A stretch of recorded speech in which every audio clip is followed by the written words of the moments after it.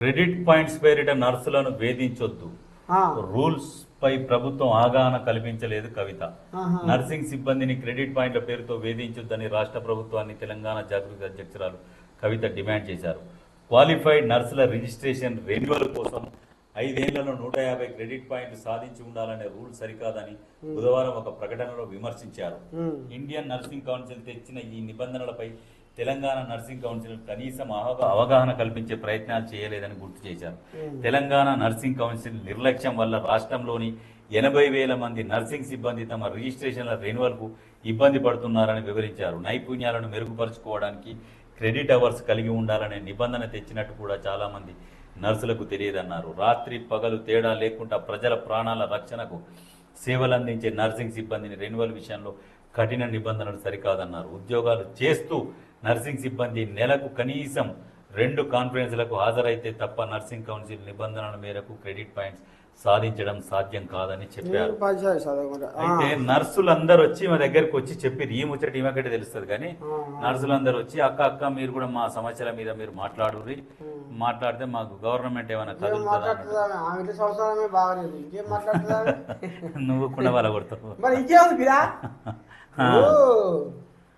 ఇంటి సంవత్సరాలు ముందుగా పెట్టుకొని మాట్లాడే సింగర్ 4 వింటారు.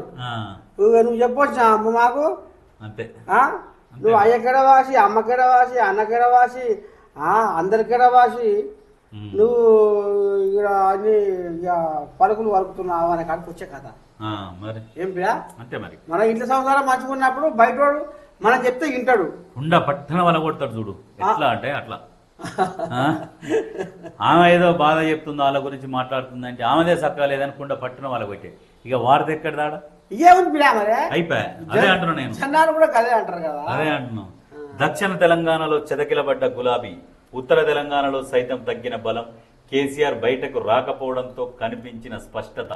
12 మున్సిపాలిటీల్లో కేటీఆర్ ప్రచారం చేసిండు, గెలిచింది 3 చోట్లనే.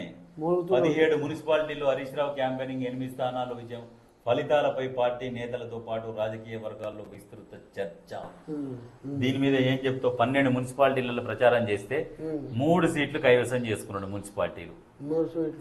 కార్పొరేషన్ 0, కార్పొరేషన్ అనేది మున్సిపాలిటీలు 3 వచ్చినాయి. బీజేపీ వచ్చినాయి, 1 కూడా రాలే. కరీంనగర్ రాలేగా. అది మేయర్ కదా, మేయరే 1 కూడా రాలే. మేయర్ కూడా, అది కూడా ఒకటి సిపిఐకి వచ్చింది, మిగతా కాంగ్రెస్కి వచ్చినాయి.